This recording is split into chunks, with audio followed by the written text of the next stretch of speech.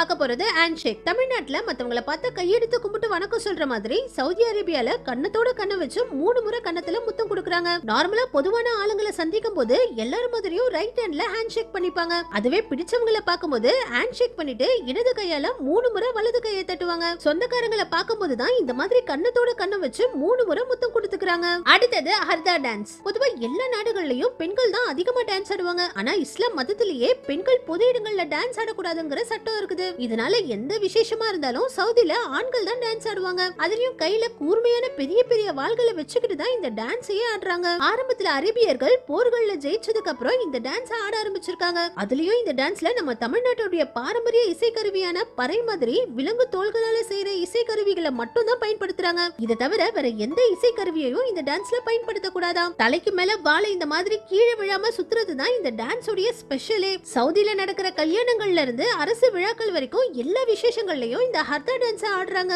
அடுத்தது Saudi pets. பொதுவா எல்லா நாடுகள்லயும் நாய் பூனைகளை தான் அதிகமா செல்ல பிராணிகளா வளர்ப்பாங்க. ஆனா சவுதி அரேபியர்கள் இந்த ஃபால்கன் பறவைகளை மட்டும் தான் அவங்களுடைய செல்ல பிராணியா வளர்க்கறாங்க. குதிரை ஒட்டகங்கள் எல்லாம் டிராவல் பண்ற ஒரு விலங்கா தான் வளர்க்கறாங்க. ஆனா இந்த ஃபால்கன் பறவையை மட்டும் தான் செல்ல பிராணியா வளர்க்கறாங்க. உலகத்துல உள்ள பறவைகள்லயே இந்த ஃபால்கன் பறவை தான் ரொம்பவும் வேகமா பறக்கிற பறவை. அதுலயும் சவுதி அரேபியர்கள் ரொம்பவும் வேகமா பறக்கிற இந்த ஃபால்கன் பறவைகளை 10 லட்சம் ரூபாயில இருந்து ஒரு பறவையே 10 கோடி 20 கோடின்னு அதிக விலை கொடுத்து வாங்கி செல்ல பிராணியா வளர்க்கறாங்க. அடுத்தது கப்சா. பொதுவா முஸ்லிம்கள்னாலே அதிகமா பிரியாணி தான் சாப்பிடுவாங்கன்னு எல்லாருமே நினைப்போம். அண்ணனுடைய பிரியாணிக்கு ஏன்னா கடிமை. ஆனா சவுதி அரேபியர்கள் பிரியாணியே சாப்பிடுறது இல்ல. அதுக்கு பதிலா இந்த கப்சாவை தான் சாப்பிடுறாங்க. இத பாக்குறதுக்கு பிரியாணி மாதிரியே இருந்தாலும் பிரியாணிக்கும் இதுக்கும் நிறையவே வித்தியாசங்கள் இருக்கு. அதுலயும் இத சாப்பிடும் போது ஆளுக்கால் ஒரு தனி பிளேட்டை வச்சு சாப்பிடாம ஒரு பிளேட்ல 4-5 பேர்ல இருந்து 50 பேர் கூட ரவுண்டா உட்கார்ந்து ஒன்னா இந்த கப்சாவை சாப்பிடுறாங்க. நம்ம இப்ப சாப்பிடுற பிரியாணியே இந்த கப்சால இருந்து உருவானதுதான்னு கூட சொல்றாங்க.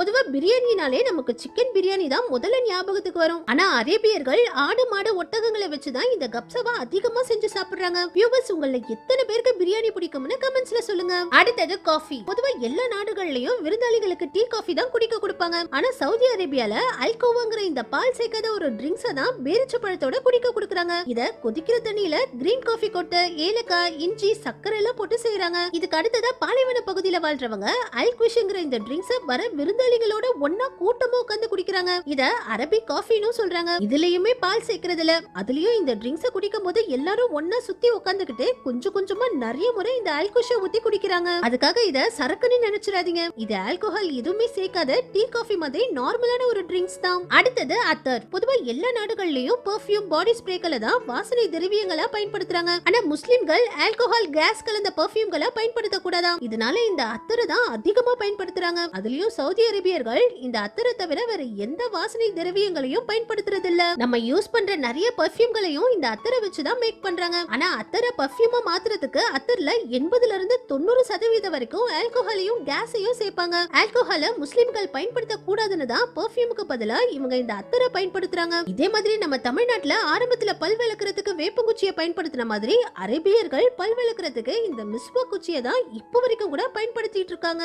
அடுத்தது மஜித் சோஃபா. சவுதி அரேபியர்கள் இந்த மஜித் சோஃபாவை தான் அதிகமா பயன்படுத்துறாங்க. இவங்க மத்த நாடுகள்ல பயன்படுத்துற மாதிரி உயரமான சோஃபாக்களை பயன்படுத்துறது இல்ல. தரையோட தரையா உட்கார்ற மாதிரி இந்த மஜித் சோஃபாக்களை தான் அரேபியர்கள் பயன்படுத்துறாங்க. அதுலயும் இந்த சோஃபாவை ஒரு அறையில இருக்கிற எல்லாருடைய முகத்தையும் நேருக்கு நேரா பார்த்து பேசுற மாதிரி 4 பக்கமும் சுத்தி உட்கார மாதிரி போடுறாங்க. இவங்க சாப்பிடும் போதும் ஃபாஸ்டிங் இருக்கும் போதும் கூட டைனிங் டேபிள பயன்படுத்தாம தரையில உட்கார்ந்து தான் அதிகமா சாப்பிடுறாங்க. அடுத்தது அபயா அண்ட் தோப். அரேபியர்கள் உடல் உறுப்புகளுடைய ஷேப் தெரியற மாதிரி டைட்டான ஆடைகளை அணிய கூடாதாம். இதனால பெண்கள் அபயாங்கிற இந்த ட்ரெஸ்ஸையும் ஆண்கள் தோபுங்கிற இந்த ட்ரெஸ்ஸை மட்டும் தான் அணியறாங்க. பெண்கள் போடுற இந்த அபயா ட்ரெஸ் நம்ம இந்தியாவுல ஃபர்தா, புர்கான்னு சொல்றாங்க. இவங்க முகத்தையும் கை விரல்களையும் தவிர முழுமையா உடலை மறைச்சு லூசா இந்த ட்ரெஸ் அணியறாங்க. இதே ரூல்ஸ் தான் ஆண்களுக்கும். இவங்க எல்லா கலர்கள்லயும் இந்த ட்ரெஸ் அணியலாமாம். ஆனா பொதுவா அரேபிய ஆண்கள் இந்த ட்ரெஸ் வெள்ளை கலர்லயும் பெண்கள் கருப்பு கலர்லயும் தான் அதிகமா அணியறாங்க. நம்ம கடைசியா பார்க்க போறது சவுதி அரேபியா பனிஷ்மெண்ட். உலகத்துல உள்ள நாடுகள்லயே சவுதி அரேபியால தான் ரொம்பவும் கடுமையான தண்டனைகள் எல்லாம் கொடுக்கறாங்க. மனைவி கணவருக்கு துரோகம் செஞ்சுட்டா அந்த பொண்ணை கல்லால அடிச்சியே சாகடிக்கிறாங்க. தப்பு பண்ற ஆண்களுக்கும் இதே தண்டனை தான் இருந்திருக்கு. ஆனா நிறைய நாடுகள்ல இந்த தண்டனைக்கு தொடர்ந்து எதிர்ப்பு தெரிவிச்சுக்கிட்டே இருந்ததுனால சவுதி அரேபியால இப்ப தப்பு பண்றவங்களுக்கு இந்த தண்டனை கிடையாது. இதுக்கு பதிலா பொது இடங்கள்ல வச்சு ஆணுக்கும் பெண்ணுக்கும் 100 பெரும்பாடிகளை கொடுக்கறாங்க. சவுதி அரேபியால யாருக்கு என்ன தண்டனையை கொடுத்தாலும் அது பொதுமக்கள் முன்னிலையில வெள்ளிக்கிழமை அன்னைக்கு அவங்களுடைய பிரேயர்ஸ் முடிஞ்சதுக்கு அப்புறம் பள்ளி வாசல்கள்ல வச்சே கொடுக்கறாங்க. ஏன்னா இவங்களுக்கு கொடுக்கிற தண்டனைகளை நேர்ல பார்க்கும்போதுதான் மத்தவங்களும் தவறு செய்ய பயப்படுவாங்கன்னு பொதுமக்கள் முன்னிலையில தான் எல்லா தண்டனைகளையும் கொடுக்கறாங்க. திருடுனா ஒரு கையில உள்ள மணிக்கட்டையும் ஒரு கால் பாதத்தையும் வெட்டிடுறாங்க. கொலை பண்றது, பெண்களை கற்பழிக்கிறது, போதை மருந்துகளை விக்கிற குற்றங்களுக்கெல்லாம் பொதுமக்கள் முன்னிலையில தூக்கல்ல போட்டுறாங்க. முக்கியமா குழந்தைகளை வன்புணர்வு பண்ணா பொதுமக்கள் முன்னிலையில தலையையே வெட்டிடுறாங்க. சவுதி அரேபியால ஆண்கள் கூட ஒன்னா இருக்கிறதும் பெண்கள் கூட ஒன்னா இருக்கிறதும் சட்டப்படி குற்றம். இந்த மாதிரி ஓரின சேர்க்கைக்கு பொதுமக்கள் முன்னிலையில 100 சவுக்கடி வரைக்கும் கொடுக்கறாங்க. சவுதி அரேபியால இருக்கிற ஒரு முக்கியமான சட்டம் என்னன்னா, யாரு என்ன குற்றங்களை செஞ்சாலும் பாதிக்கப்பட்டவங்க அந்த குற்றவாளியை மன்னிச்சுட்டா அவங்களுக்கு தண்டனை கிடையாது. அதாவது எடுத்துக்காட்டுக்கு குற்றவாளி ஒரு பொண்ணை வன்புணர்வு செஞ்சுட்டா அவனுக்கு மரண தண்டனை கொடுப்பாங்க. அதுவே அந்த பொண்ணு மன்னிச்சுடுச்சுன்னா அவனுக்கு எந்த தண்டனையுமே கொடுக்காம ரிலீஸ் பண்ணிடுவாங்க. ஓகே வியூவர்ஸ், பொதுவா எல்லா நாடுகள்லயும் குற்றவாளிகளுக்கு ஒரு குறிப்பிட்ட வருஷம் தண்டனை கொடுத்து ஜெயில வச்சுட்டு அதுக்கப்புறம் அவங்க திருந்தி வாழ்றதுக்கு ஒரு வாய்ப்பு கொடுப்பாங்க. ஆனா சவுதி அரேபியால சில குற்றங்களுக்கு மன்னிப்பே கிடையாது. தண்டனைகள் கடுமையா இருந்தாதான் குற்றங்கள் குறையும்னு சவுதி கவர்மெண்ட் சொல்றாங்க. நீங்க குற்றவாளிகள் திருந்த இன்னொரு வாய்ப்பு கொடுக்கிறது சரின்னு நினைக்கிறீங்களா, இல்ல பொதுமக்கள் முன்னிலையில இந்த மாதிரி கொல்றதுதான் சரின்னு நினைக்கிறீங்களான்னு கமெண்ட்ஸ்ல சொல்லுங்க. இந்த வீடியோ பிடிச்சிருந்தா லைக் பண்ணுங்க, ஷேர் பண்ணுங்க.